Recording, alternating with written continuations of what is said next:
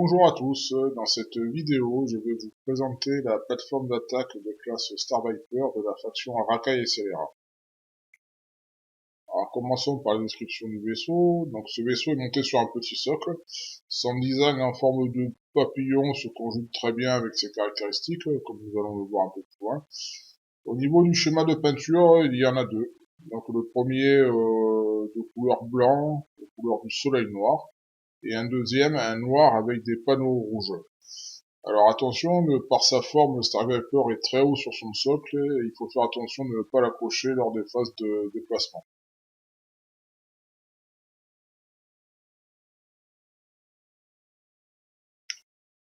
On va voir maintenant son cadran de manœuvre.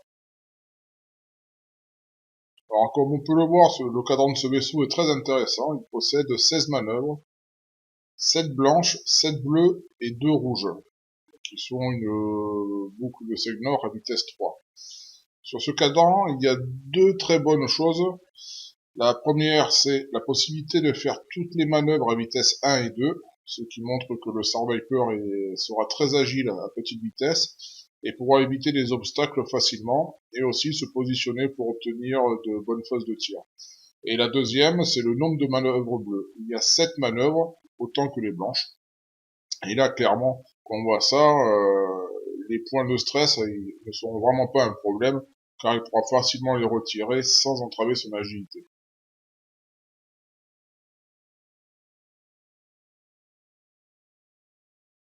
Au niveau des statistiques, ce vaisseau a une valeur d'attaque de 3, une valeur d'agilité de 3, 4 points de coque et un bouclier. Il possède aussi un très bon nombre d'actions. La première, c'est concentration, ensuite verrouillage et 2 actions jumelées. La première, c'est un tonneau blanc avec une concentration rouge, et la deuxième, c'est une accélération blanche avec une concentration rouge. Donc on voit ici que ces actions vont encore augmenter sa manœuvrabilité avec un tonneau qui est un peu particulier sur le Star Viper et une accélération. Donc le tonneau est commun à tous les pilotes. Donc la capacité du vaisseau, c'est micropropulseur. Tant que vous effectuez un tonneau, vous devez utiliser le gabarit sur l'aile à la place du gabarit tout droit. Donc ce qui est original dans ce tonneau, c'est qu'il utilise le gabarit de vitesse 1 sur l'aile à la place du 1 tout droit. Et après, cela a pour résultat de le faire terminer alors soit en avant de sa position initiale, soit en arrière, avec une rotation de 45 degrés. Donc ça, franchement, c'est idéal pour placer le vaisseau soit dans un arc de tir pour être au plus près de la cible, ou alors de sortir d'un arc de tir.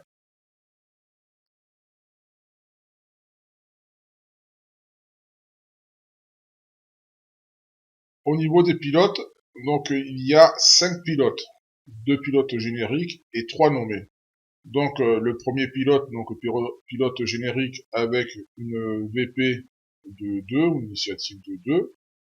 Et ensuite le deuxième pilote, l'assassin du soleil noir, qui n'a pas de caractéristiques de pilote, de capacité de pilote, c'est comme le premier pilote à VP2. Et on va voir le premier pilote nommé, donc qui est le prince Zigzor, avec une VP de 4.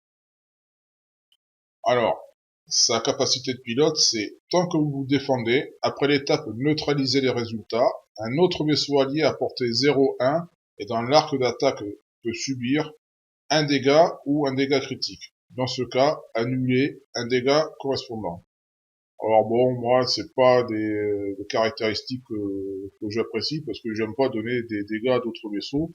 Surtout si en plus on utilise d'autres Star Viper, on voit qu'ils sont pas très solides, hein, 4 points de coque et un bouclier. Si en plus on commence à leur donner des dégâts, pour moi, ça, je prends ce vaisseau que pour sa valeur de pilotage. Ensuite, le deuxième pilote nommé, donc c'est Dalan Oberos. Pareil, valeur de pilotage de 4. Après avoir entièrement exécuté une manœuvre, vous pouvez gagner un marqueur de stress pour pivoter votre vaisseau de 90 degrés. Alors là aussi, la capacité de pilote augmente encore l'agilité du Star Viper. comme on l'a vu plus haut, le stress n'est vraiment plus un problème pour ce vaisseau, hein, qui va avoir énormément de manœuvres bleues pour se sortir de ça. Alors après, il faut faire attention, faut pas trop cumuler des jetons de stress non plus, hein, donc, parce qu'après, on va avoir du mal à les évacuer. Mais bon, une petite manœuvre de 90 degrés, c'est pas négligeable pour se placer dans un bon arc de tir. Et on va voir le dernier pilote, Guri, donc avec une BP de 5. Là, ça commence à être intéressant. Au début de la phase d'engagement, s'il y a au moins un vaisseau ennemi à portée 0,1, vous pouvez gagner un marqueur de concentration. Alors, sa capacité de pilote affiabilise encore plus la phase de tir, avec une concentration, surtout que dans sa barre d'action, on voit qu'il a l'action calcul. Donc je rappelle, le calcul me permet de changer un œil, alors que la concentration permet de changer tous les yeux.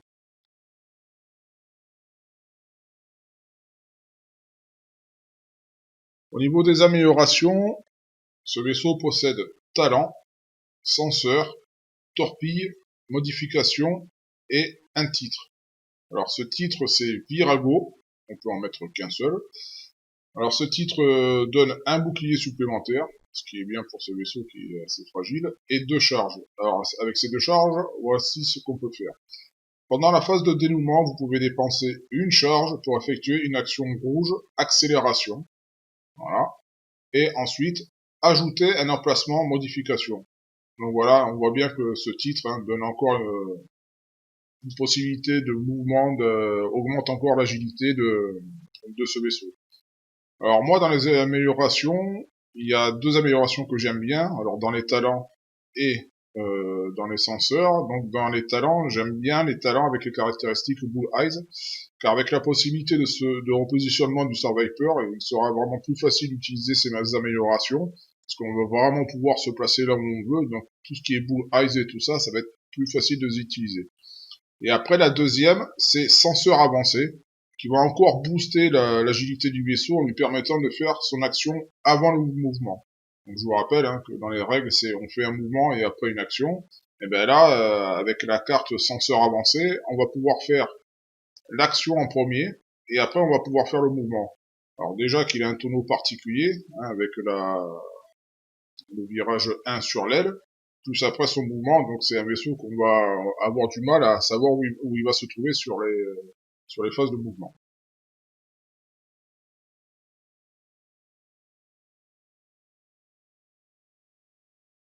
Alors parlons maintenant des coûts du vaisseau. Donc comme on peut le voir, c'est un vaisseau qui est assez cher.